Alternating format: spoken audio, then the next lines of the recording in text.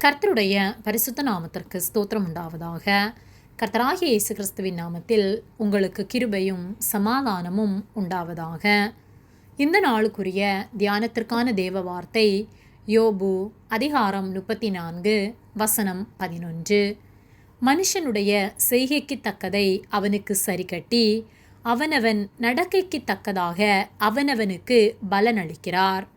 பிரியமானவர்களே, கர்த்தருடைய பிள்ளைகளாகிய நாம் நற்கிரியை செய்கிறவர்களாய் கர்த்தருக்கு சாட்சியுள்ள வாழ்க்கை வாழ்கிறவர்களாய் இருக்க வேண்டும். ஏனெனில் நாம் எதை செய்கிறோமோ அதற்கான பலனை நாம் கர்த்தரிடத்திலிருந்து பெற்றுக்கொள்வோம். யோபு 34:11 மனுஷனுடைய செய்கைக்கு தக்கதை அவனுக்கு சரிக்கட்டி அவனவன் நடக்கைக்கு தக்கதாக அவனவனுக்கு பலனளிக்கிறார் என்று சொல்லப்பட்டுள்ளது. நாம் கர்த்தருடைய வார்த்தைகளுக்கு கீழ்ப்படிந்து அதன்படி வாழும்போது நாம் கர்த்தரிடத்திலிருந்து நற்பலனை பெற்றுக்கொள்வோம். ஆனால் கர்த்தருடைய வார்த்தைகளுக்கு கீழ்ப்படியாமல் நாம் பொய் வார்த்தைகளினால், பொறாமையினால், அகந்தையினால் பிறருக்கு அநியாயம் செய்து பாவம் செய்து நாம் வாழ்வோமானால் அதற்கான பலனை அவரிடத்திலிருந்து பெற்றுக்கொள்ள முடியும்.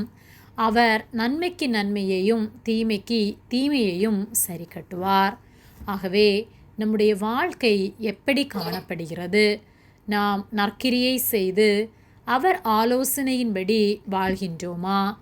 அல்லது உலகத்திற்கு ஏற்றபடி வாழ்ந்து மனிதனை பிரியப்படுத்தும்படியாக பாவம் அநியாயம் செய்து கர்த்தருக்கு விரோதமான வாழ்க்கை வாழ்ந்து கர்த்தர் அருவருக்கிற வாழ்க்கை வாழ்ந்து கொண்டிருக்கின்றோமா என்பதை சிந்தித்து பார்த்து நம்மிடத்தில் காணப்படுகிற தீமைகளை அகற்றி கர்த்தரிடத்தில் நம் வாழ்வை ஒப்பு கொடுப்போம்.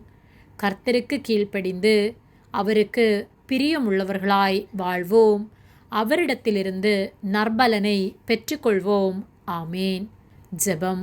எங்களை அதிகமாக நேசித்து வழிநடத்தி வருகிற எங்கள் அன்பின் பரிசுத்த பிதாவே, இந்த நாளையும் நாங்கள் காணும்படியாக நீர் எங்களுக்கு ஜீவனை தந்து தயவு பாராட்டி எங்களை பாதுகாத்து பராமரிக்கிற உம்முடைய அன்பிற்காக நாங்கள் உமக்கு நன்றி செலுத்துகின்றோம்.